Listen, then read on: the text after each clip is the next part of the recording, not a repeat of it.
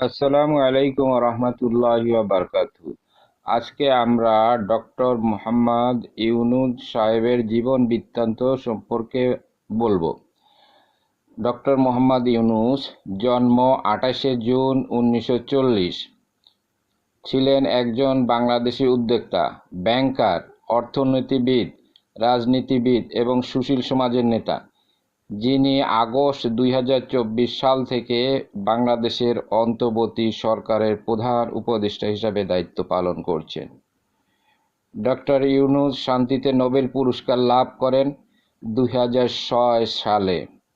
গ্রামীণ ব্যাংক প্রতিষ্ঠা এবং ক্ষুদ্র ঋণ ও ক্ষুদ্র ঋণের ধারণার অগ্রগামীর জন্য তিনি এই পুরস্কার পান। ডক্টর ইউনূস মার্কিন যুক্তরাষ্ট্র সহ অন্যান্য জাতীয় ও আন্তর্জাতিক সম্মাননা পেয়েছেন।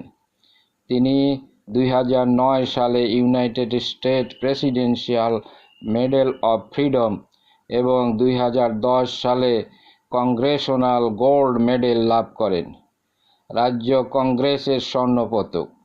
2012 সালে তিনি স্কটল্যান্ডের গ্লাসগো ক্যালেডোনিয়ান বিশ্ববিদ্যালয়ের চ্যান্সেলর হন।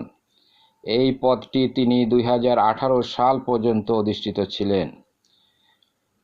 তিনি বাংলাদেশের চট্টগ্রাম বিশ্ববিদ্যালয়ের অর্থনীতির অধ্যাপক ছিলেন। তিনি তার আর্থিক কাজের সাথে সম্পর্কিত বেশ কয়েকটি বই প্রকাশ করেছেন। তিনি গ্রামীণ আমেরিকা এবং গ্রামীণ ফাউন্ডেশনের একজন প্রতিষ্ঠাতা বোর্ড সদস্য, যা ক্ষুদ্র ঋণ সমর্থন করে। ডক্টর ইউনূস 1998 থেকে 2021 সাল পর্যন্ত ইউনাইটেড নেশনস ফাউন্ডেশনের পরিচালনা পর্ষদেও দায়িত্ব পালন করেন, একটি পাবলিক দাতব্য সংস্থা যা জাতিসংঘের উদ্দেশ্যকে সমর্থন করে।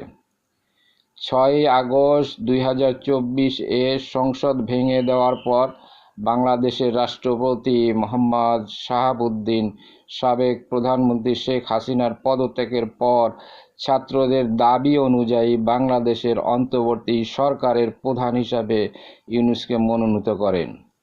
শ্রমবিধি লঙ্ঘনের অভিযোগের পরের দিন আপিলে তার খালাস রাজনৈতিকভাবে উদ্দেশ্যপ্রণোদিত হিসাবে দেখা তার দেশে প্রত্যাবর্তন এবং নিয়োগের সুবিধা হয়েছিল। তিনি 8 আগস্ট 2024 তারিখে গণপ্রজাতন্ত্রী বাংলাদেশ সরকারের অন্তর্বর্তী সরকারের প্রধান উপদেষ্টা হিসাবে দায়িত্ব গ্রহণ করেন।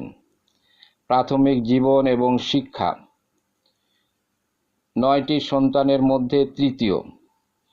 ডক্টর মোহাম্মদ